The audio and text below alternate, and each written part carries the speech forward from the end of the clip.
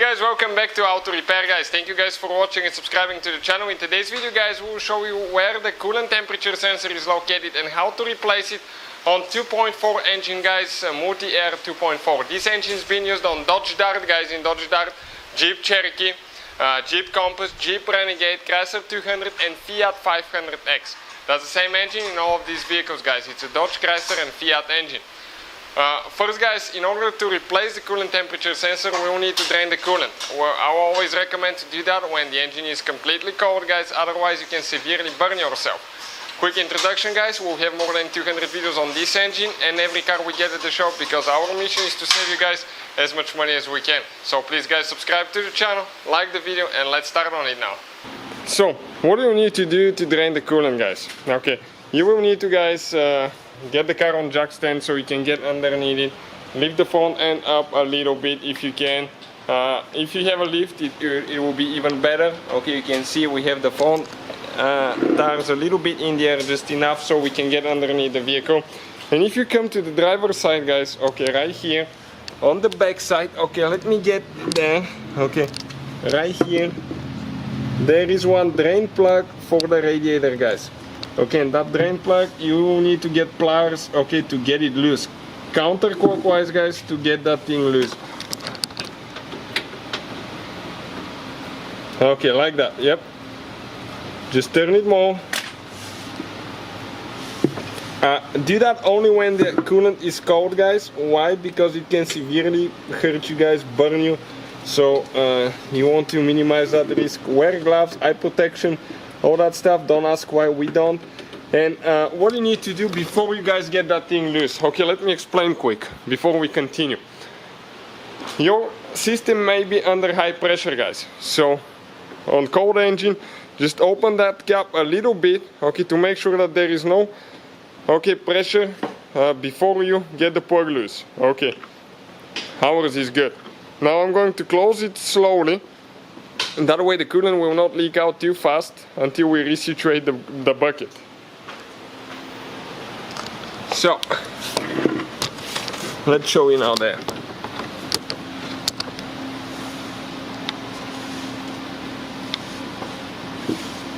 It will go, then it will stop. If it hasn't been guys, okay, if it hasn't been turned for a long time, it will be, okay, it will be that way.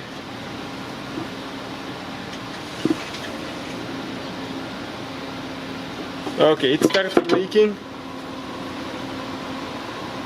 You can see we open it. Now, let's see if that's enough. Okay, we'll see if we can turn it a little bit more guys. Always use gloves, don't do what we do.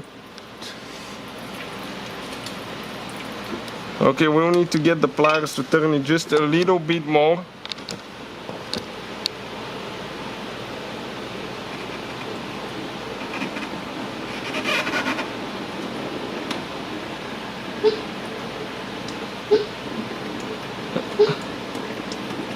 Okay, this is it guys, like that. Okay, the whole plug came out. Okay, that's the whole plug.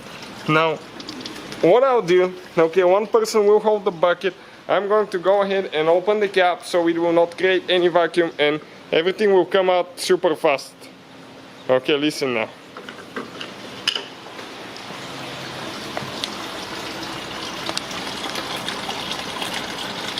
So we're going to let it drain. It will not take long. Probably will take less than 2-3 minutes to drain the whole system. And we'll show you guys how much we get out of it. So we're ready guys. Okay, we can go ahead and install the plug. Always guys, okay, you have to inspect that O-ring on the drain plug, okay, because that thing sometimes goes bad. You want to make sure that it's good, lubricated with coolant so we can install it easily, otherwise guys it will be stuck. So that's what we'll be doing now. Okay, we'll just go ahead and get it tight. Usually if you lubricate the plug and everything, it will go by hand and you may be able to get it tight by hand with no problems guys. Just getting it out, it's hard because it's really stuck and that O-ring is super dry. So as you can see, we have no problem installing it by hand and getting it tight. Okay, perfect. So that's how much we drain. We drain a little bit more than a gallon. So I actually removed the brake vacuum pump, and you can see the sensor a little bit better now. Okay, right there, guys, that's where it's located. Now we'll go ahead and remove it with the pump on, so you can see how to do that now. So we already drained the coolant. Next step, guys, okay, you can see this is the engine cover right here. I'll recommend to remove that one, grab it. Okay, it has 4 clips, guys. 2 on the left, 2 on the right side. Okay, let me flip it on the other side and I can explain where the clips are. Okay, looking at it, 1, 2, 3, 4. Those rubber bushings go in those clips here. 1, 2, okay, 3, 4, guys. So we can get that piece out of the way. We don't need it now. And let me show you where the coolant temperature sensor is located. Okay, looking at it right here now, guys. Okay, let me get something to point at so you can see where it's located. Okay, down here. Okay, this thing right here. Okay, under the hose right here, this is your coolant temperature sensor. So I'll show you guys, okay, how we can get to it and how we can remove it. Now I will go ahead, okay, and remove. I'll try to actually move that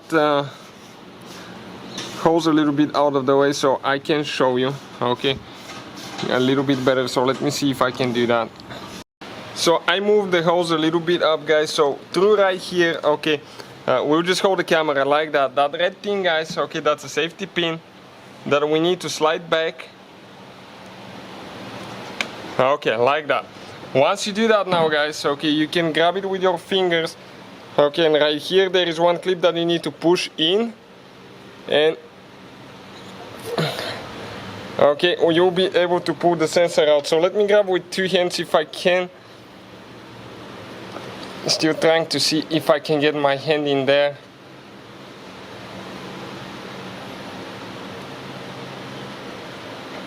Okay, it's super tight, so I'm trying to see, okay, if I can grab it a little bit easier, because of all the wiring harness here, it's in the way, guys. So it makes things a little bit harder, okay, than they should be. So if I gently pry on the top with a screwdriver, I might be able to pull it out, maybe.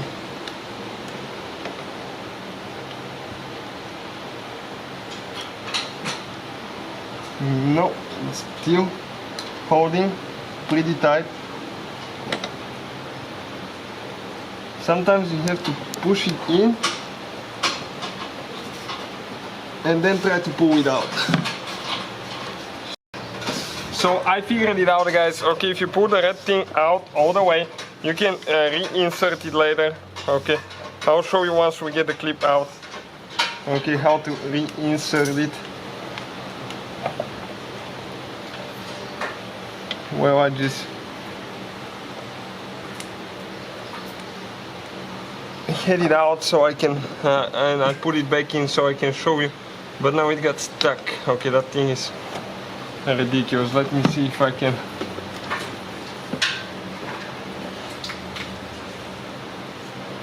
Go ahead now and remove it.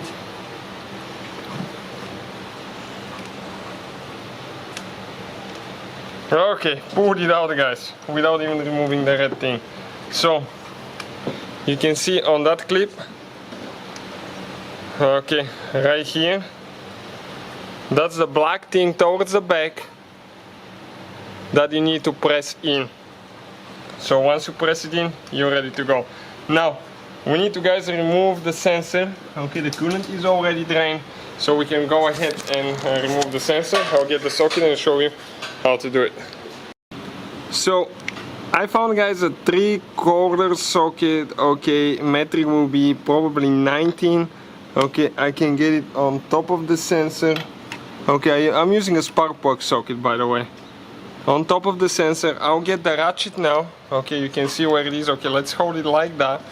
Okay, you can see definitely the socket. I'll get the ratchet and I'll see if I can remove it now.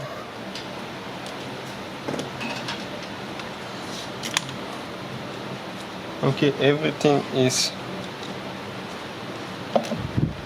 super limited room.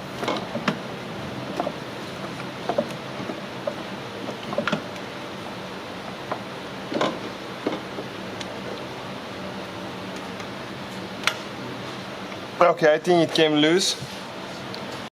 So I got an extension, guys. It's way easier with the extension, and you gotta make sure that you go all the way in. Okay, I earlier didn't go all the way on the sensor. Okay, 19mm socket, guys, and just get it loose. Okay, this thing is definitely tighter than I thought it would be. Usually these sensors are not as tight, guys.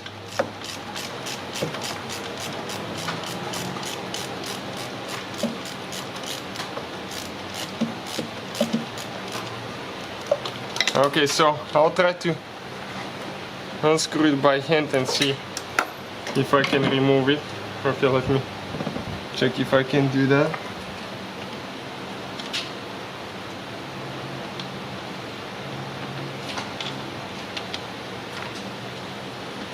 Okay guys, and this right here, this is your coolant temperature sensor. Now if you need to buy a replacement one, okay, we'll have, guys, the link in the description of the video below, so please check it out. If you need to purchase one, we'll have it. All the tools and parts that we use, we will also list them in the description of the video below. I ended up using a 19mm socket, an extension, deep socket, and you can see, okay, this one fits actually perfect on the, okay, on the coolant temp sensor. So, thank you for watching, guys. Putting it together is in reverse order. You will need to bleed the cooling system. The video will be on the channel. Thank you for watching, and see you guys next time.